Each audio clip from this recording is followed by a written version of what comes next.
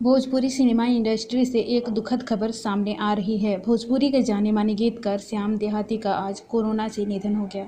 श्याम देहाती ने खेसारी लाल यादव, काजल राघवानी जैसे मशहूर भोजपुरी सितारों के गाने लिखे हैं। श्याम देहाती की मौत की खबर से पूरी भोजपुरी इंडस्ट्री सदमे में है।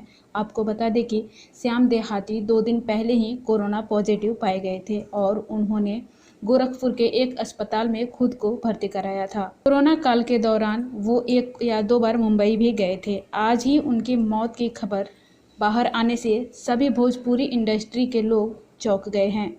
पवन सिंह, खेसारी लाल यादव, दिनेश लाल यादव समेत भोजपुरी सिनेमा के कई दिग्गजों ने उनके निधन पर दुख व्यक्त किया है। श्याम देहाती अपने पीछे 2 बच्चे और पत्नी को छोड़ गए हैं। हाल ही में श्याम ने अपना खुद का प्योर देहाती के नाम से वेफर ब्रांड भी शुरू किया था, जिसका वो सोशल मीडिया पर काफ़ी जोर शोर से प्रचार भी कर रहे थे। श्याम देहाती ने कई दिग्गज भोजपुरी सितारों को वो मुकाम दिलाया है जहां पर वो आज हैं। उन्होंने सुपरस्टार खेसारी लाल यादव, काजल राघवानी, दिनेश लाल यादव निरहुआ, रानी चटर्जी, प्रदीप पांडे, पवन सिंह जैसे कई दिग्गज सितारों की फिल्मों और गानों को लिखा है। श्याम देहाती बिहार के बेतिया के रहने वाले थे। वो अपना करियर बनाने के लिए साल 2006 में मुंबई आए थे। उन्होंने अपने फिल्मी करियर की शुरुआत सुपरस्टार निरहुआ की फिल्म निरहुआ रिक्शा वाला से की थी। उसी फिल्म से निरहुआ का गाना मिसिर जी तू त बाड़ा बड़ा ठंडा